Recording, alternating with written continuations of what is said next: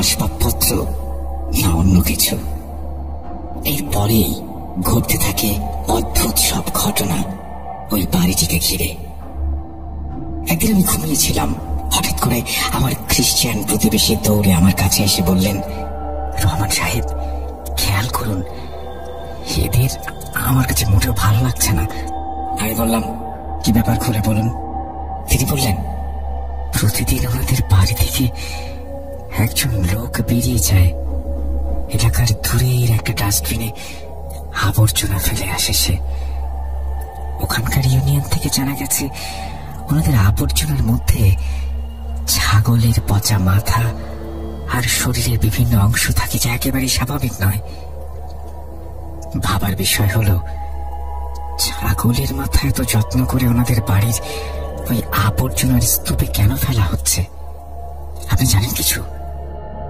ছাগলের এই মাথা সাধারণত জাদুটোনায় ব্যবহার করা হয়। আমার তো আগে থেকে সন্দেহ ছিল, কিন্তু এখন ব্যাপারটা একেবারে স্পষ্ট হয়ে গেল। তারপর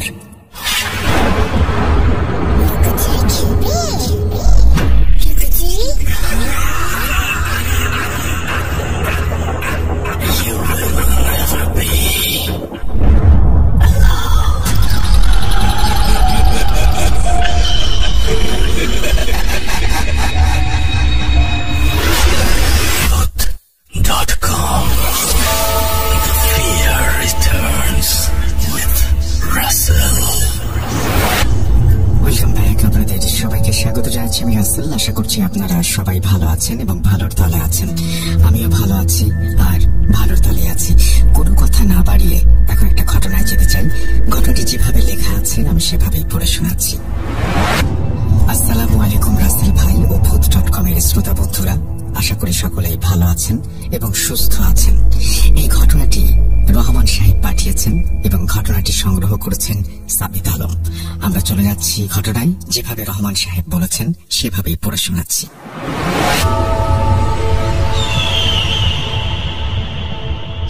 আমার নাম রহমান। আমি নেত্রকোনার কোনো এক এলাকার বাসিন্দা। আমি এই ঘটনায় আমার নিজের নাম বা এলাকার এক্সাক্ট লোকেশন বলছি না, কারণ যদি সেই ব্যক্তিরা এই ঘটনাটি শুনে থাকেন যাদের নিয়ে আজকের এই ঘটনা, তবে তাদের জীবনে নেমে আসবে এক সীমাহীন দুর্ভোগ। এই ঘটনাটি আজ থেকে 2 বছর আগের।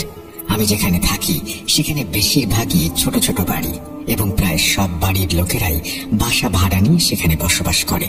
এই এলাকার অধিকাংশ মানুষই বহু বছর ধরে এখানে থাকছেন, তাই স্বাভাবিকভাবেই আমরা সবাই একে অপরকে খুব ভালোভাবে চিনি। আমাদের গলিটা বেশ লম্বা এবং গলির প্রবেশ মুখ থেকে 3য় বাড়িটাই আমাদের। যে বাড়িটিকে কেন্দ্র করে এই ঘটনা, সেটি গলির একেবারে শেষ মাথায় অবস্থিত হওয়ায় এর 2টি প্রবেশ পথ ছিল। একটি প্রবেশ পথ ছিল মূল গলির ভেতরে, আর অন্যটি ছিল ওই বাড়ির ড্রয়িং রুমের দিকে, যা সরাসরি গলির পেছনের দিকে খুলত। অর্থাৎ ওই বাড়িতে আসা যাওয়ার জন্য 2টি পৃথক রাস্তা ছিল। যে পরিবারটি ওই বাড়িতে থাকতেন আমরা ওনাদের অনেক দিন যাবত চিনি। ওনারা অত্যন্ত ভদ্র এবং শালীন মানুষ হিসেবে এলাকায় পরিচিত ছিলেন।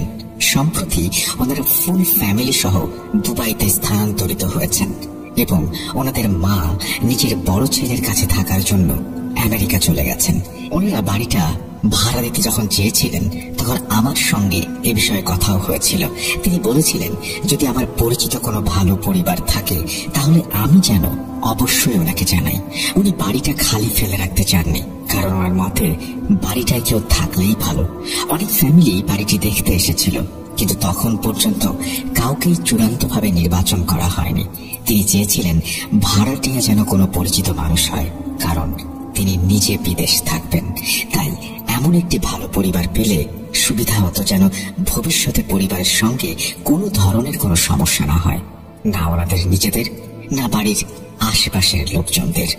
ওনার হাতে সময়ও খুব কম ছিল। যাই হোক, আমার পরিচিত এমন কোনো পরিবার ছিল না যারা ঠিক সেখানেই থাকতে চাইছিল। যেহেতু ওনাদের দেশ ছাড়ার সময় প্রায় কাছাকাছি চলে এসেছিল, সেহেতু ওনারা শেষ পর্যন্ত বাড়িটি একটি প্রপার্টি ডিলারের হাতে তুলে দিলেন, যেন তিনি সবকিছু দেখে শুনে বাড়িটি ভাড়া দিতে পারেন। এরপর খুব দ্রুতই ওনারা দুবাইতে চলে গেলেন। ওনাদের যাওয়ার কিছুদিন পরেই সেই এস্টেট এজেন্ট বাড়িটি ভাড়া দিয়ে দেন। আমরা যেহেতু একই গলিতে থাকতাম, তাই আসা যাওয়ার সময় আমরা একে অপরকে দেখতাম এবং চিনতাম। কিন্তু নতুন ভাড়াটিয়া কারা ছিল, কোথা থেকে এসেছে, সে সম্পর্কে আমাদের কিছুই জানা ছিল না। কারণ যারা এসেছিল ওনাদের সঙ্গে খুব বেশি মালামালও ছিল না, আর ওনারা আমাদের সঙ্গে দেখাও করেননি, তাই আমরাও ওনাদের সঙ্গে আলাপ করার সুযোগ পাইনি। এমনকি মালপত্র আনার দিনেও আমরা ওনাদের বাড়ি থেকে বের হতে দেখিনি। শুধু দেখেছিলাম একটা গাড়িতে করে কয়েকজন লোক কিছু দরকারি জিনিসপত্র নিয়ে ওই বাড়িতে ঢুকছে। না ছিল কোনো আসবাবপত্র, না ফ্রিজ, না টেলিভিশন, না অন্য কিছু। এমন কোনো বড় জিনিস আমরা ওনাদের সঙ্গে নামাতেই দেখিনি। যাই হোক, আমরা প্রাথমিকভাবে ভাবলাম হয়তো ওনারা স্থানীয়ভাবে স্থানান্তরিত হওয়ার পর ওনাদের বাকি সব জিনিসপত্র নিয়ে আসবেন, কারণ আসবাবপত্র ছাড়া তো আর জীবন চলতে পারে না।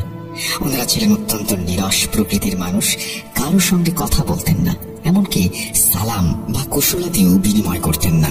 মাঝে মাঝে আমরা দেখতাম ওনাদের বাড়ির দুজন পুরুষ সদস্য বাইরে থেকে কিছু জিনিস আনতে গেলেই কেবল বাইরে যেতেন। ওই বাড়ির মহিলাদের আমরা একবারও দেখিনি। শুধু একবার একজনকে ফুললি বোরখা পরা অবস্থায় বাড়ির দরজায় দাঁড়িয়ে থাকতে দেখেছিলাম। আমরা যখন ভেতরে যাওয়ার চেষ্টা করছিলাম, তখন দেখলাম আমরা মহল্লার সবাই আমাদের প্রথা অনুযায়ী কিছু না কিছু খাবার তৈরি করে ওনাদের বাড়িতে স্বাগত জানানোর জন্য পাঠানোর চেষ্টা করছিলাম, কিন্তু কেউ দরজা খুলল না। ওনাদের কাজকর্ম আমাদের কাছে বেশ সন্দেহজনক মনে হয়েছিল।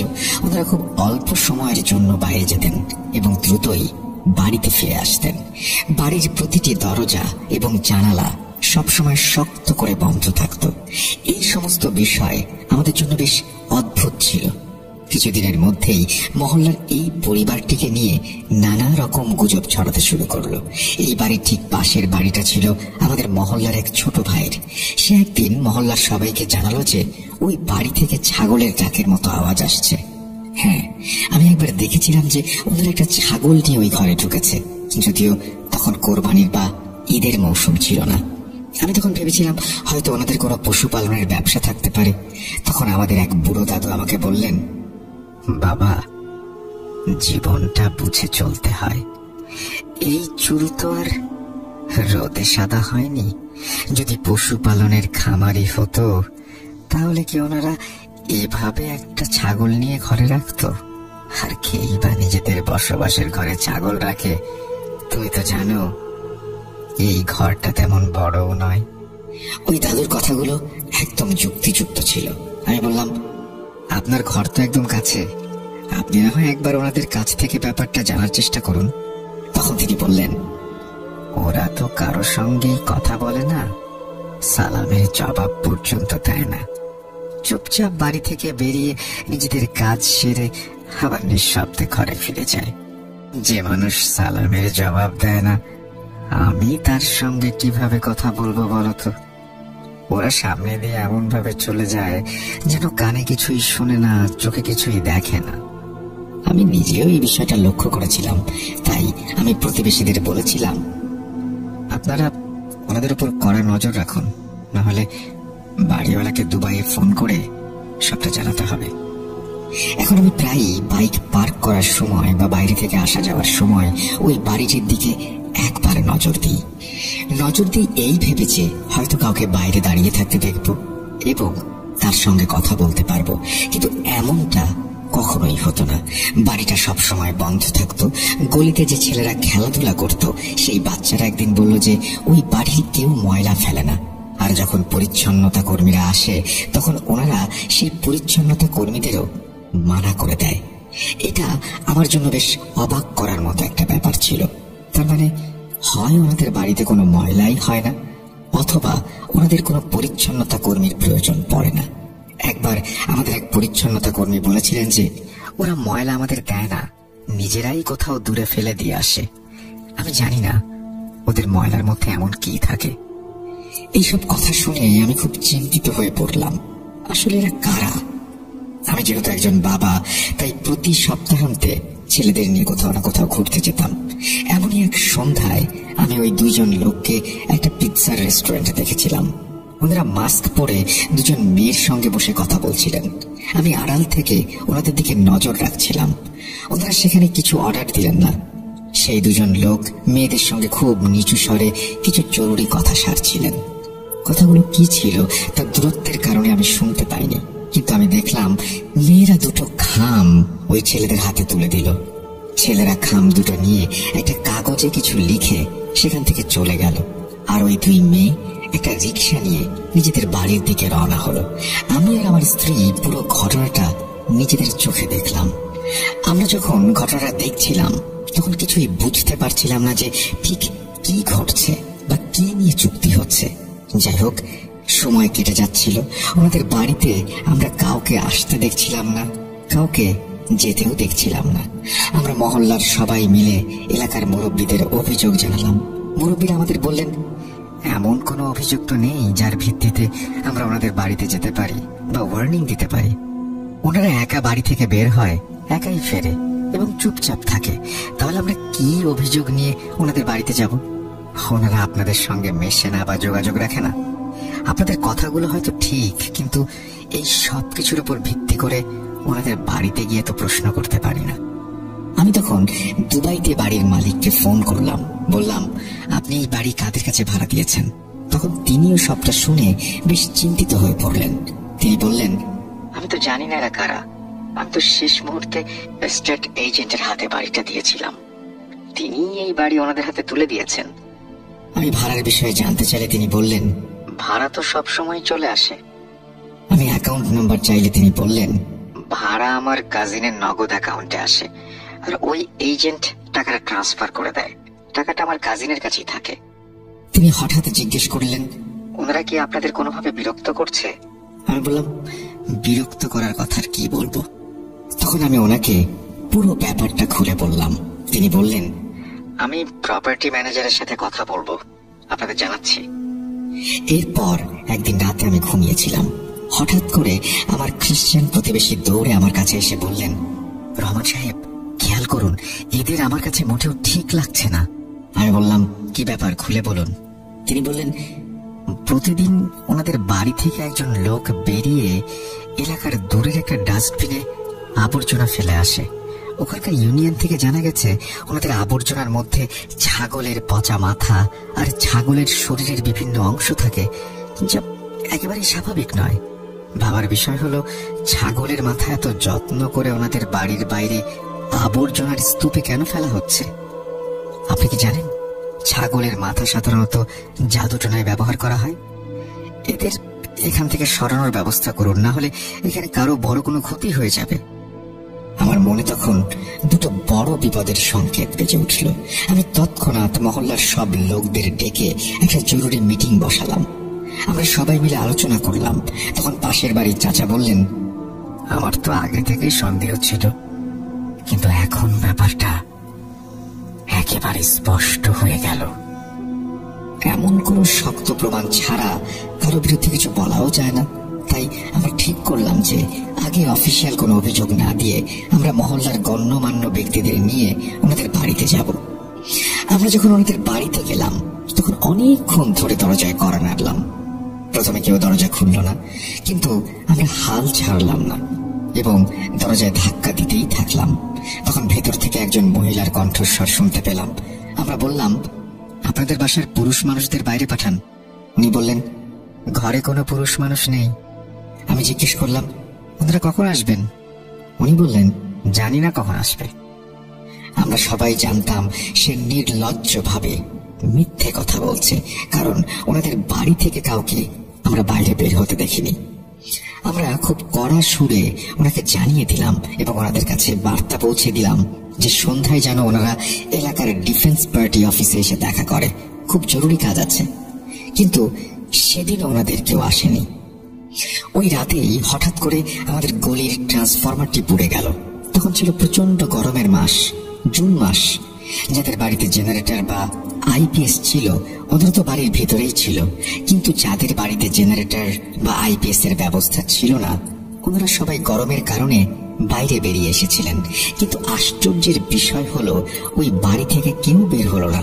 সারা রাত বিদ্যুৎ ছিল না, তবু ওই বাড়ির পর্দা এক চুল সরল না, জানালাও একটু খোলা হলো না। এই ঘটনা আমাদের গলির সবাইকে আরো বেশি চিন্তায় ফেলে দিয়েছিল। এবং ওনাদের ওপর আমরা সবাই ভীষণ রেগে গিয়েছিলাম। একদিন আমাদের পাশের বাড়ির মেয়ে রোকসানা সন্ধ্যার সময় বাইরে বেরিয়ে এলো। বাচ্চারা তখন ক্রিকেট খেলতে যাচ্ছিল। ঠিক সেই মুহূর্তে একটা লোক ওই বাড়ি থেকে একটা বড় কালো শপিং ব্যাগ হাতে বেরিয়ে এলো। সে বরাবরের মতোই নিজের আবর্জনা ফেলতে যাচ্ছিল। রোকসানার মাথায় তখন কি ভর করলো কে জানে। সে দৌড়ে গিয়ে লোকটার হাত থেকে শপিং ব্যাগটা ছিনিয়ে নিল। লোকটা এই ধরনের আকস্মিক আক্রমণের জন্য একেবারেই প্রস্তুত ছিল না। মেয়েটা ব্যাগটা ছিনিয়ে নিল, কিন্তু সে এতটাই দৃঢ় প্রতিজ্ঞ ছিল যে লোকটা তার কাছ থেকে ব্যাগটা কেড়ে নেয়ার কোনো সুযোগই পেল না। খোলা রাস্তায় ক্রিকেট খেলার প্রস্তুতিতে মগ্ন কিছু ছেলে ওনাকে দেখছিল। পুরো মহল্লার ছোট বড় সবাই এই বিষয়টা সম্পর্কে জানত। সবাই জানত কারা এর সঙ্গে জড়িত। হঠাৎ করে এক মহিলা জোরে চিৎকার শুরু করলো। ক্রিকেট ম্যাচের প্রস্তুতিতে ব্যস্ত ছেলেদের হাতে বল ছিল। পরিস্থিতি দেখে ছেলেরা দ্রুত ওই মহিলার দিকে ছুটে গেল। মহিলার ব্যাপারটা ছেলেরাও জানতো। ওই মহিলা জোরে চিৎকার করে বলল, এই ব্যাগটা ছিল, এই ব্যাগটা।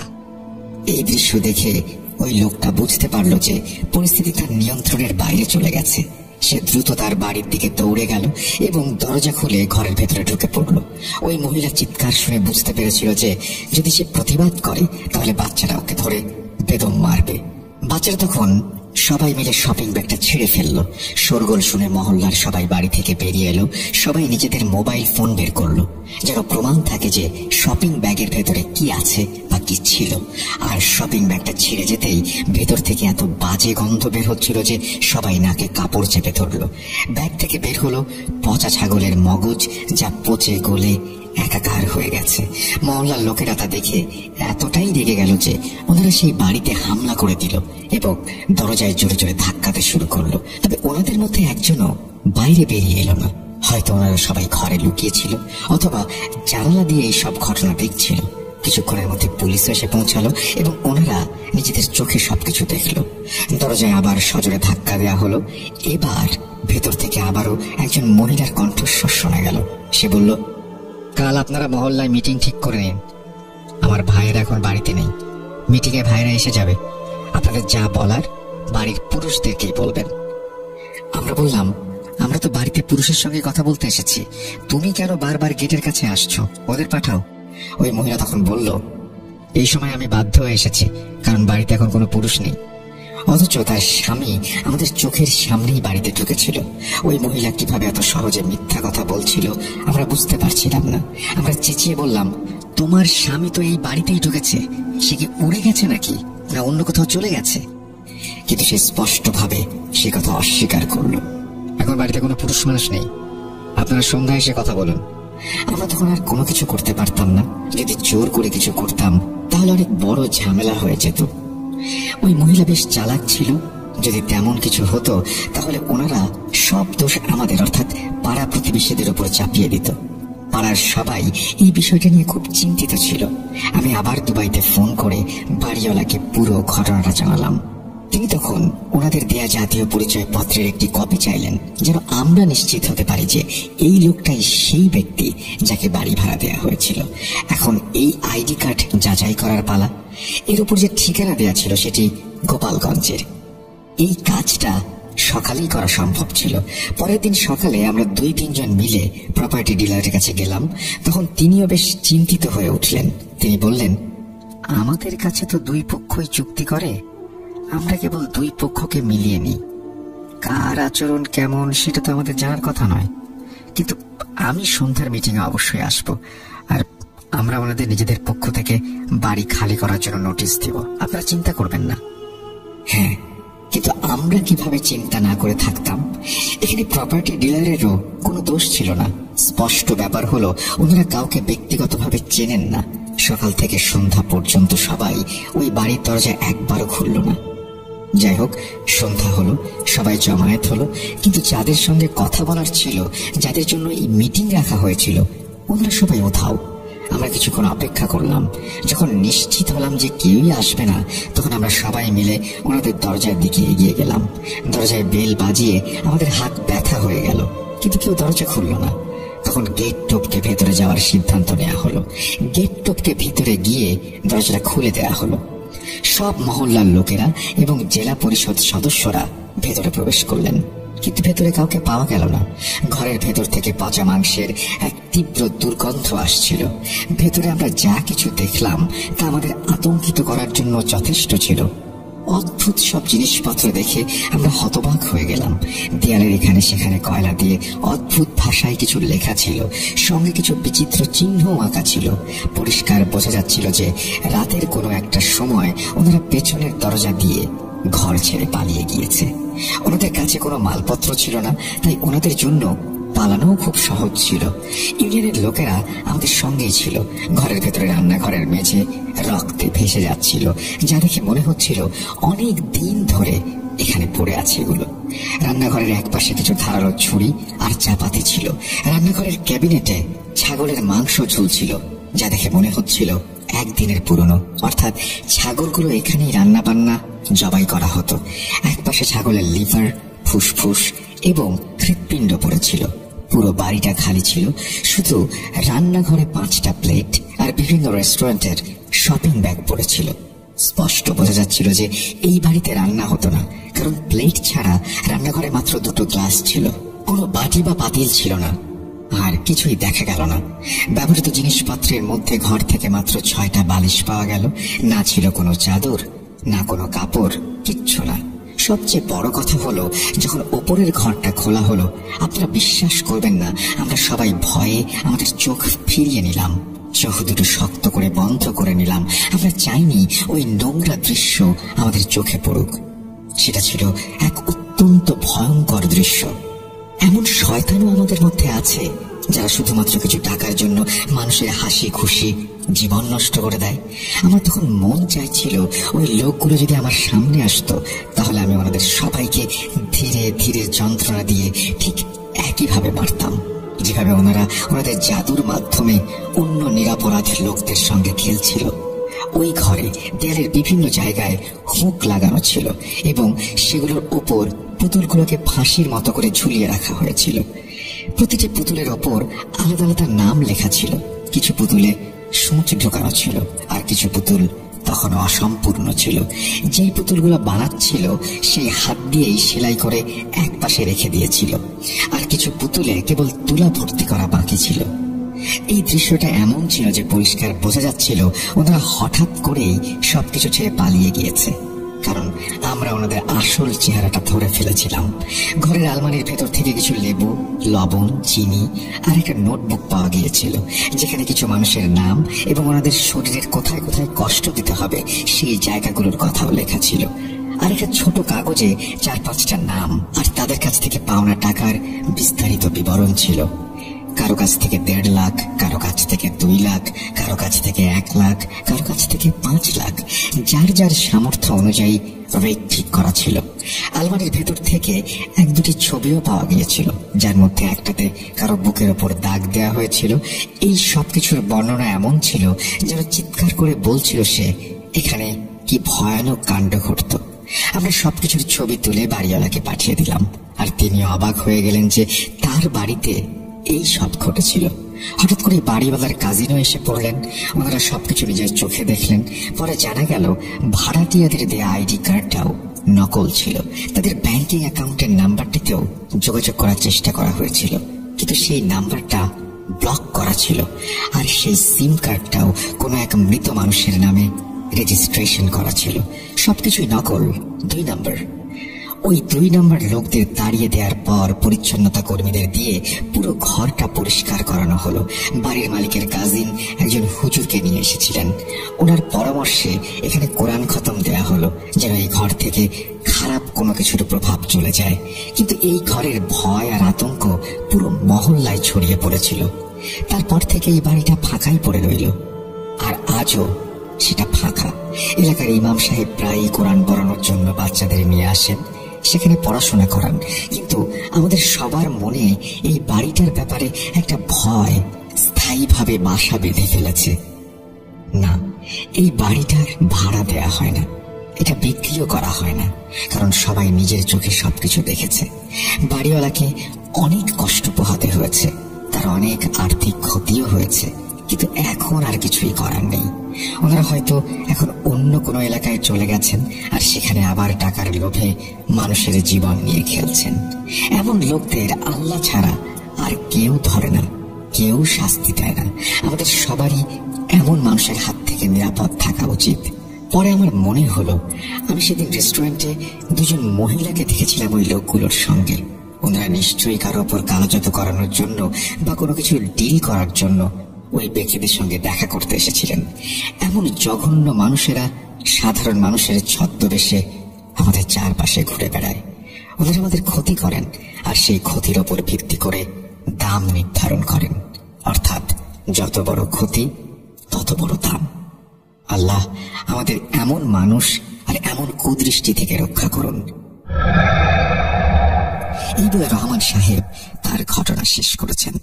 ধৈর্য নিয়ে কষ্ট করে শোনার জন্য সবাইকে ধন্যবাদ। আমিও ধন্যবাদ জানাচ্ছি আপনারা যা শুনলেন এতক্ষণ। আশা করছি ঘটনাটি ভালো লেগেছে। যদি ভালো লাগে অবশ্যই আমাদের জানাবেন। আমরা চলে যাব আমাদের পরবর্তী ঘটনায়।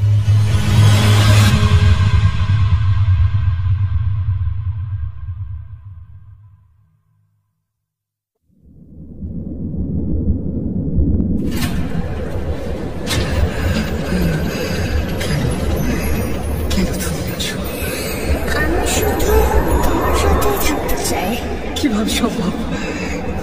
তোদের এই পৃথিবীতে থাকতে নেই। তুমি চলে যাও, চলে যাও, প্লিজ চলে যাও। সবটাই কি ইলুশন, নাকি অন্য জগতের কেউ কখনো হাজির হয়ে যায় চোখের পলকে? Booth.com with Russell। Welcome back. আশা করছি আপনারা সবাই ভালো আছেন এবং ভালোর দলে আছেন। আমিও ভালো আছি আর ভালোর দলে আছি। এবারে যে ঘটনায় যাব সেই ঘটনাটি আমাদের জুনায়েদ হুজুরের। আশা করছি আপনাদের ভালো লাগবে, কারণ আপনারা প্রচুর সাড়া দিয়েছেন। এই ঘটনাটি আপনারা বারবার চেয়েছেন। যেভাবে লেখা আছে আমি সেভাবেই পড়ে শোনাচ্ছি। আসসালামু আলাইকুম রাসেল ভাই ও প্রিয় শ্রোতা বন্ধুরা। আশা করি আল্লাহর অশেষ সহমতে আপনারা সবাই ভালো আছেন এবং ভালোর দলেই আছেন। আমি মোহাম্মদ ইয়াসিন বলছিলাম গাজীপুরের কোনো একটা জায়গা থেকে। আজ আবারও জুনায়েদ হুজুরের নতুন একটা ঘটনা নিয়ে হাজির হলাম। আশা করি আপনাদের কাছে ভালো লাগবে। ঘটনায় ভুল ত্রুটিগুলো ক্ষমা সুন্দর দৃষ্টিতে দেখবেন। রাসেল ভাই, ঘটনাটি শুরুর আগে আমি আপনার প্রশ্নের উত্তর দিতে চাই। আপনি 5 ভাগের মাঝবান এপিসোডে প্রশ্ন করেছিলেন আমি জিনকে কি রূপে দেখি বা তারা আমার সামনে কোন রূপে আসে। উত্তরটা হলো আলোকিত একটি লম্বা অবয়ব। আলোর কারণে চোখ খোলাই যায় না, অথবা আপন জনের রূপে কিংবা বেড়ালের রূপে আমার সামনে আসে, মিষ্টি সুরে কথা বলে। যাই হোক, ফিরে আসি ঘটনায়। জুনায়েদ হুজুর আমাকে যেভাবে বলেছেন আমি ঠিক সেইভাবেই বলার চেষ্টা করছি। বলছেন জুনায়েদ হুজুর।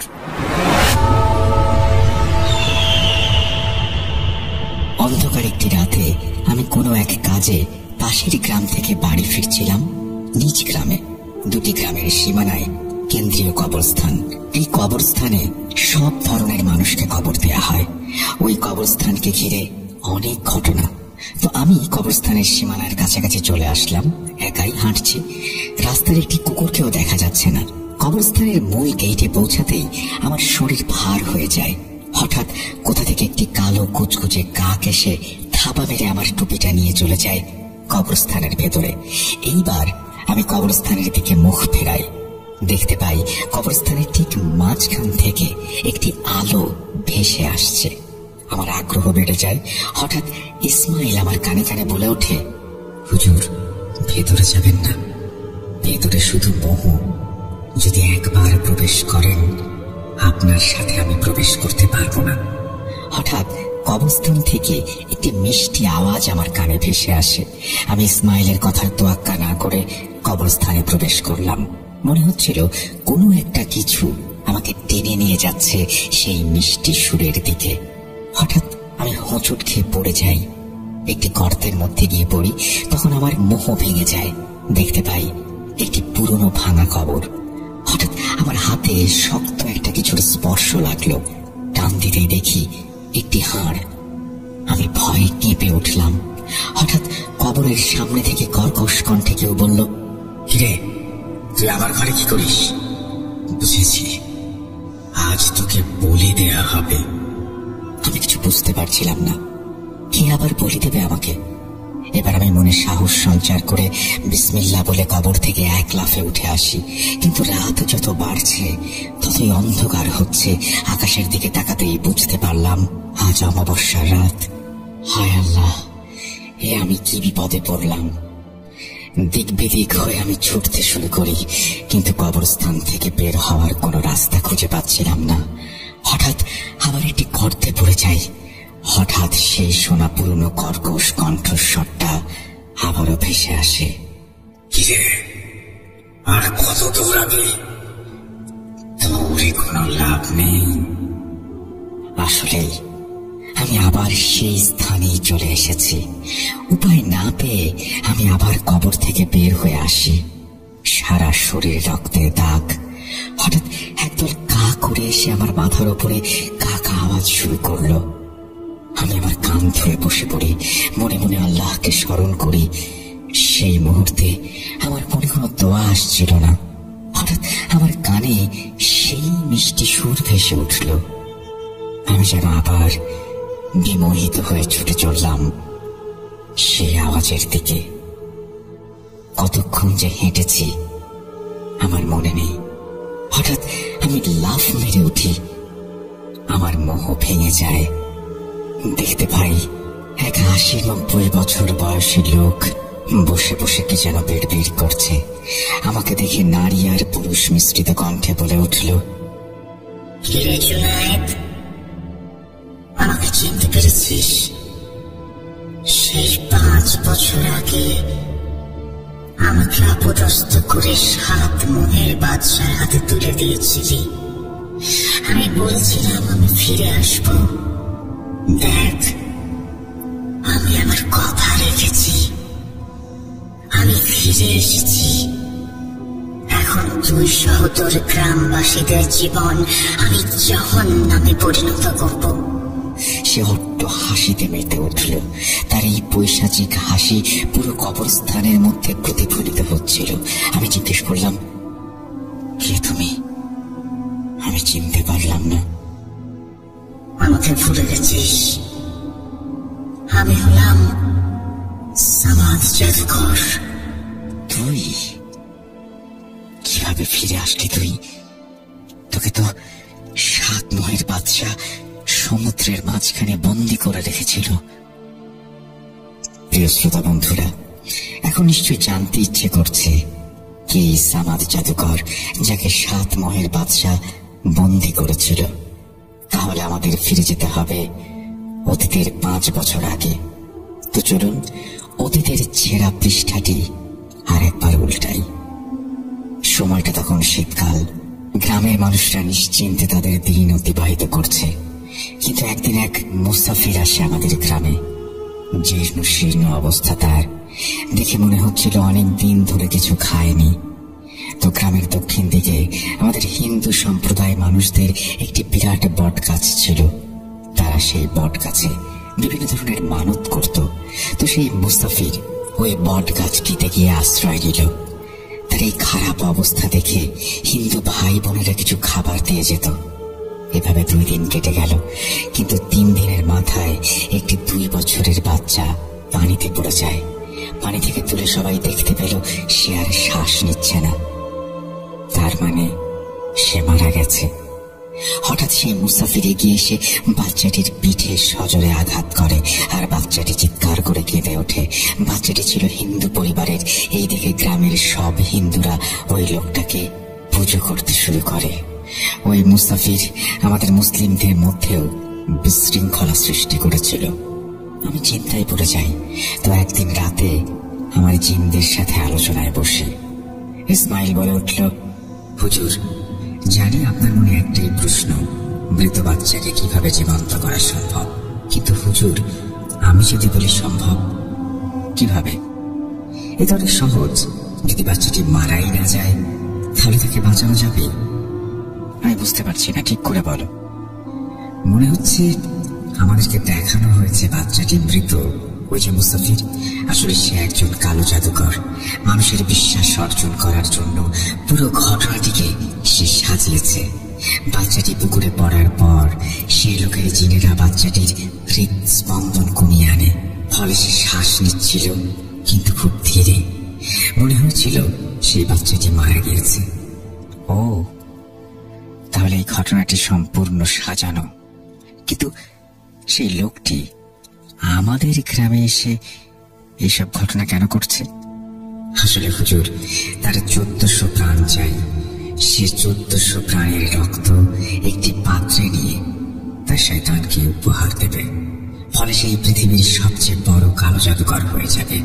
আর সবচেয়ে খারাপ খবর এই যে সে 600 মানুষের প্রাণ নিয়ে নিয়েছে। সে মোট 90টি গ্রাম ঘুরেছে, আর তার জিনের মাধ্যমে এমন ভাবে মানুষদের হত্যা করেছে দেখলে মনে হবে স্বাভাবিক মৃত্যু। এইবার আপনার গ্রামের দিকে নজর দিয়েছে। এই গ্রাম থেকে সে 25টি প্রাণ নেবে। তার মধ্যে আজকে একজনের নিতে গিয়েও নেয়নি। এখন উপায় কি? হঠাৎ বাইরে চিৎকার চেঁচামেচির আওয়াজ কানে আসলো। আলোচনা ছেড়ে বাইরে বের হয়ে আসি। আব্বার কাছ থেকে জানতে পারি গ্রাম প্রধানকে সাপে কামড় দিয়েছে আর সে মারা গিয়েছে। হুজুর, সে তার প্রথম শিকার করে ফেলেছে। আমি পুনরায় আলোচনায় বসি।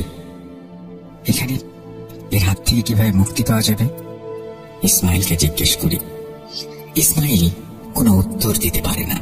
এভাবেই 3 দিন কেটে যায়। 3 দিনে গ্রামে আরো 2 জনের মৃত্যু হয়েছে। একজন পানিতে পড়ে, আরেকজন গাছ থেকে পড়ে। আর প্রত্যেক মৃত্যুর পর বেশ খানিকটা রক্ত ওই পুরনো বট গাছে পাওয়া গেছে। আর ওদিকে সেই লোকটি হাতের খেলা দেখিয়ে মানুষকে নিজের দিকে আকৃষ্ট করছে। মানুষজন কাজ ছেড়ে দিয়ে সারাদিন ওই লোকের পায়ের কাছে পড়ে থাকে। শুধু হিন্দুরাই নয়, মুসলমান 2টি পরিবারের ওপরও এই আসর পড়েছে। সে বিভিন্ন ধরনের জাদু দেখাতো। বেড়ালকে সাপ বানিয়ে ফেলতো, বটগাছের নিচে হাত দিয়ে টাকা বের করে আনতো, আরো কত কি। তো এইসব দেখে গ্রামের সব মসজিদের ইমাম সাহেবেরা চিন্তিত হয়ে পড়েন। তো একদিন ইমাম সাহেবেরা সহ গ্রামের বিজ্ঞ লোকেরা আমার বাড়িতে এসে এই সমস্যার সমাধান চান। প্রথমে আমি রাজি হইনি, কারণ একে সরানো এত সহজ নয়। কিন্তু তাদের জোড়াজুড়িতে কিছুদিন সময় চেয়ে নেই। রাতে আমার 7 রত্নের সাথে আলোচনায় বসি, কিন্তু সময় পার হয়ে যায়। কয়েক সেকেন্ড থেকে মিনিট, মিনিট থেকে ঘন্টা আলোচনা চলতেই থাকে। সমাধান হচ্ছিল না। হঠাৎ আলিফ বলে উঠল, আচ্ছা, এই লোক এমন কেন যাকে পরাজিত করতে এত আলোচনা করতে হয়? সে কি কোনো রাজা, বাদশা নাকি? আমি বললাম, 1 মিনিট, তুমি কি বলতে চাও? বলছি, সে কি কোনো বাদশা নাকি? ঠিক, সমাধান পেয়ে গেছি। ইসমাইল বলল, হুজুর, কি সমাধান পেয়েছেন? আরে, আমরা তো 7 মোহের বাদশার কথা ভুলেই গিয়েছি। তিনি তো পারেন এই সমস্যার সমাধান করতে। আমার এই কথা শুনে সবাই স্তব্ধ হয়ে যায়। ইসমাইল বলে, আপনার মাথা ঠিক আছে? মনে নেই গতবার কি হয়েছিল? তাকে আর বিরক্ত যেন না করা হয়। কিন্তু ইসমাইল, এছাড়া আর কোনো উপায় দেখছি না। যদি তোমার কাছে কোনো সমাধান থেকে দাও। প্রথম থেকে ইসমাইল ইতস্তত করলেও পরবর্তীতে সে রাজি হয়ে যায়। আসলে 7 মোহের বাদশাকে সে প্রচন্ড ভয় পায়।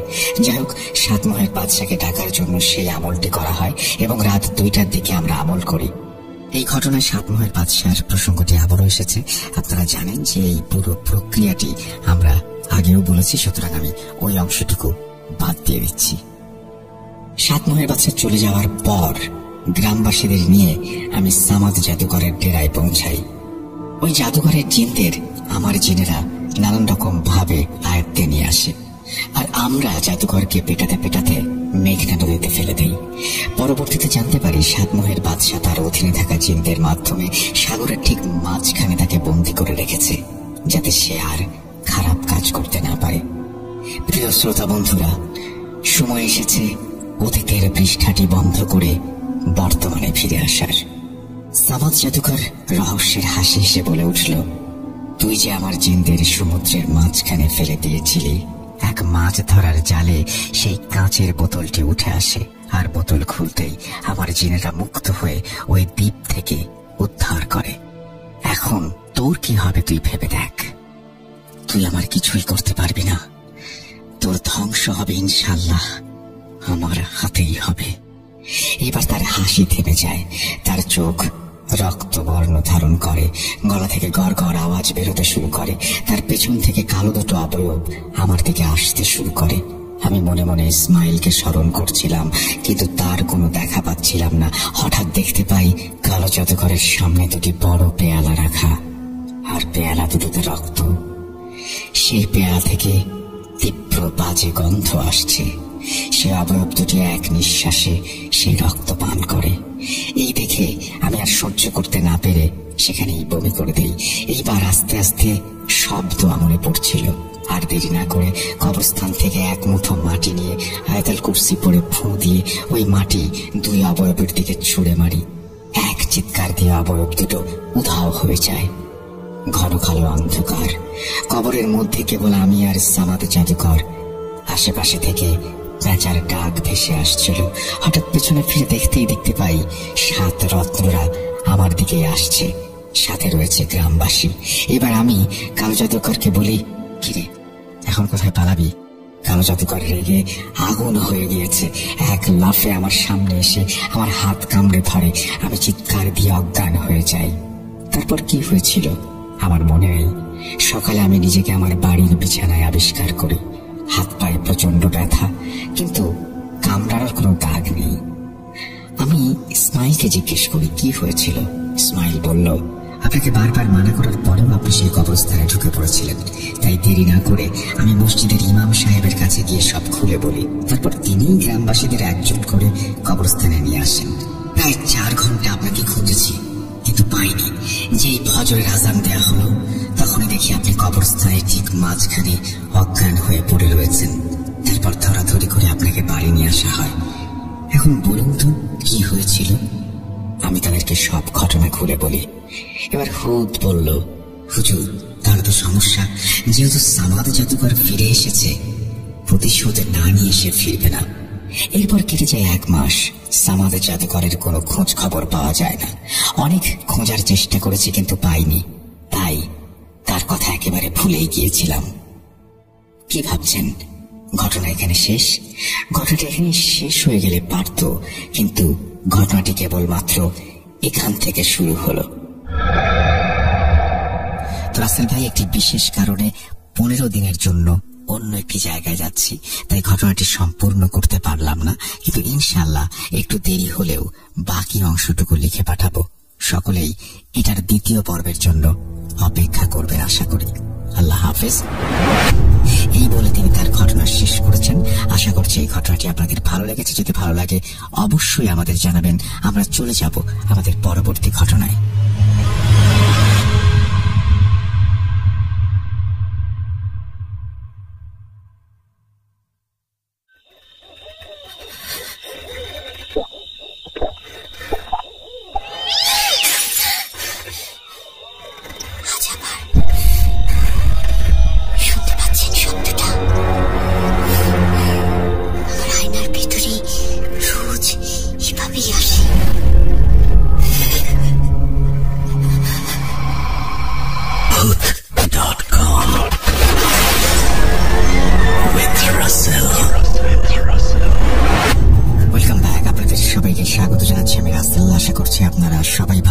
এবং ভালোর দলে আছেন। আমিও ভালো আছি আর ভালোর দলে আছি। আরো একটা ঘটনায় যাব, যেভাবে লেখা আছে সেভাবেই পড়ে শোনাচ্ছি। আসসালামু আলাইকুম প্রিয় রাসেল ভাই। জিজ্ঞেস করবো না আপনি কেমন আছেন, কারণ আমি জানি আপনি সব সময় ভালোর দলে। আজকে যে ঘটনাটি আমি বলতে চলেছি তা হলো আমার ফুফাতো ভাইয়ের সাথে ঘটে যাওয়া একটি ঘটনা। রাসেল ভাই, আমি একজন সৌদি প্রবাসী, তাই আমার পক্ষে স্টুডিওতে এসে ঘটনাটা বলা সম্ভব না।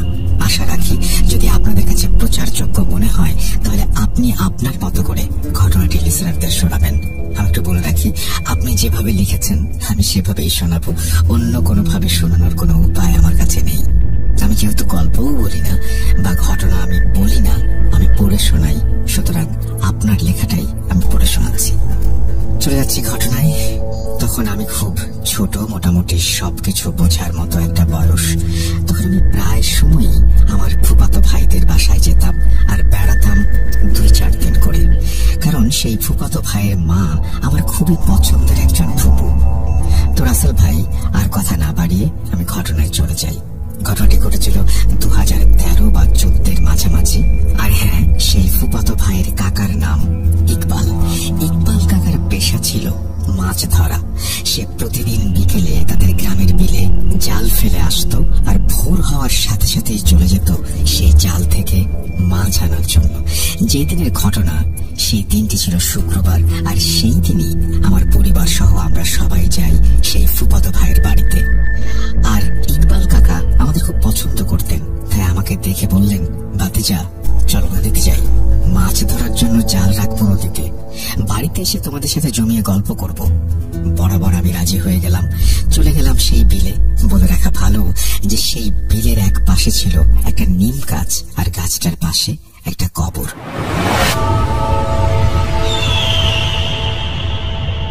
তো আমি যখন বিলের কাছে গেলাম তখন প্রায় বিকেল গড়িয়ে সন্ধ্যা। যাই হোক, নদীর কাছাকাছি যখন আমরা পৌঁছালাম তখন হঠাৎ আমার চোখ গেল সেই নিম গাছের দিকে।